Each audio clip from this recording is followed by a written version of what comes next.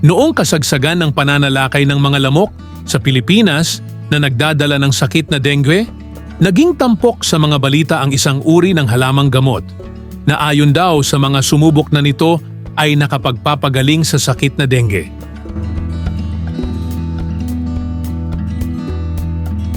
Ang halamang ito na maaring tinatapak-tapakan mo lang ay tinatawag ng iba na life-saving plant. Isipin mo, isang simpleng halaman na tumutubo kung saan-saan, walang pumapansin. Pero nung ginamit na lunas sa sakit na dengue sa Pilipinas, bigla itong naging usap-usapan. Ang dengue ay hindi basta-basta simpleng lagnat. Isa itong viral infection na naipapasa ng lamok. Karaniwang sintomas nito ang mataas na lagnat, matinding sakit ng ulo, pananakit ng katawan, at sa mas malalang kaso, pagbaba ng platelets na pwedeng magdulot ng pagdurugo. At dito nagiging delikado ang lahat dahil kapag sobrang mababa ang platelets ng isang tao, pwedeng humantong ito sa komplikasyon na tinatawag na dengue hemorrhagic fever na mas seryoso at pwedeng ikamatay kung hindi maagapan. Ang kawalan ng sapat na kakayahan sa pagpapagamot ay siya ring naging susi upang gamitin ang halamang ito. Kahit pa ito ay isang simpleng damo tulad ng tawa-tawa. Pero ang tanong, totoo nga ba? O isa lang itong myth na pinaniwalaan ng marami? Ang tawa-tawa, na kilala sa scientific name na Euphorbia hirta, ay isang maliit na damo na karaniwang tumutubo sa mga bakanteng lugar, gilid ng kalsada at kahit sa bakuran. Madalas itong hindi pinapansin dahil mukha lang itong ordinaryong weed. Pero kung titingnan mo ng mabuti, mapapansin mong may maliliit itong dahon, may berde at minsan pulang tangkay, at kapag naputol, may lumalabas na puting dagta. Sa ibang bansa, kilala rin ito bilang asthma plant at matagal nang ginagamit sa traditional medicine. Matagal nang ginagamit ang tawa-tawa sa iba't ibang bahagi ng mundo, lalo na sa Asia at Africa. Bago pa man magkaroon ng modernong medisina, ginagamit na ito ng mga ninuno bilang halamang gamot. Sa Pilipinas, naging kilala ito lalo na noong dumami ang kaso ng dengue. Maraming pamilya ang nagpakulo ng dahon nito at ginawa itong tsaa, umaasang makakatulong ito sa paggaling ng pasyente. Dito nagsimula ang reputasyon ng tawa-tawa bilang isang natural remedy na madaling mahanap at halos walang gastos. Isa sa pinakakilalang benepisyo ng tawa-tawa ay ang posibleng pagtulong nito sa pagtaas ng platelets, isang mahalagang faktor sa mga pasyenteng may dengue. At hindi lang yan, alam mo ba na bukod sa dengue ay ginagamit din ito sa iba pang mga sakit? Una, para sa ubo at hika. May compounds ang halaman na maaaring makatulong sa pagpapaluwag ng paghinga.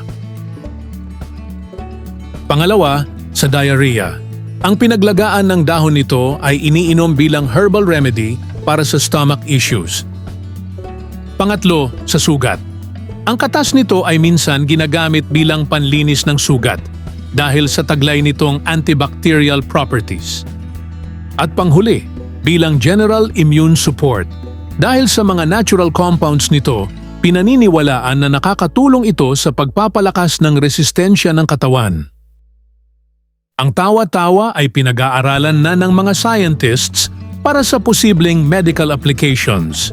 Isang simpleng damo na may potensyal na makatulong sa kalusugan kung gagamitin ng tama at may sapat na kaalaman. Pero kung akala mo tawa-tawa lang ang bida sa usapang ito, magugulat ka dahil may isa pang halaman na mas kilala, mas common, at baka araw-araw mo pang nakikita o kinakain. Ito ay ang papaya na may benepisyong taglay din laban sa sakit na dengue.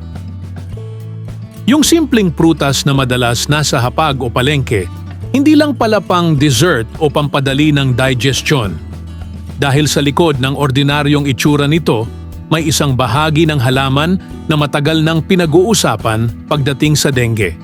At hindi ito ang bunga, kundi ang dahon.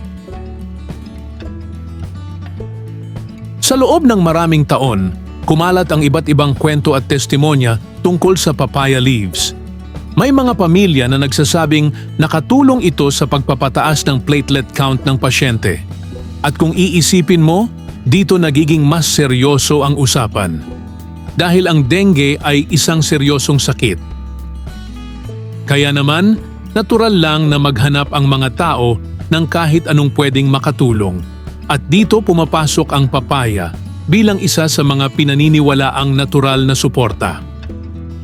May ilang pag-aaral na nagsasabing ang katas ng dahon ng papaya ay may mga compound na maaaring makatulong sa pagtaas ng platelet production.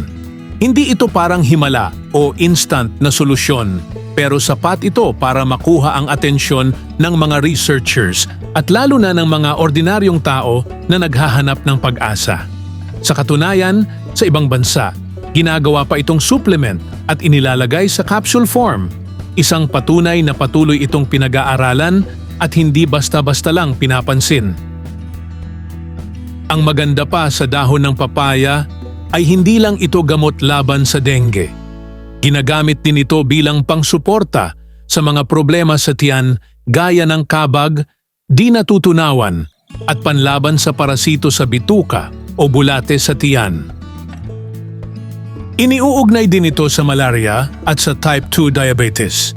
Mayroon din itong anti-inflammatory at antibacterial properties kaya ginagamit minsan sa pananakit ng katawan at sugat, pati na rin sa pagpapalakas ng resistensya.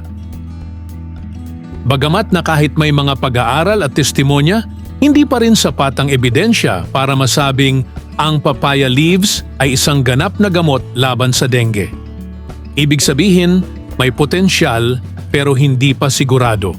At dahil dito, napakahalaga na maintindihan na ang paggamit nito ay dapat ituring lamang na suporta at hindi kailanman kapalit ng tamang gamutan at payo ng doktor. Sa huli, ang kakayahan ng papaya ay kahalintulad din ng tawa-tawa. Isang simpleng halaman na matagal na nating kilala pero may mga lihim pa palang unti-unting nadidiskubre. Pinapaalala nito na ang kalikasan ay puno ng potensyal pero kailangan itong samahan ng tamang kaalaman. Dahil hindi sapat na alam mo kung ano ang ginagamit. Mas mahalaga pa rin na alam mo kung paano ito gamitin ng tama. Kung nagustuhan mo ang bidyong ito, subscribe na at i-click ang notification bell para sa iba pang mga video.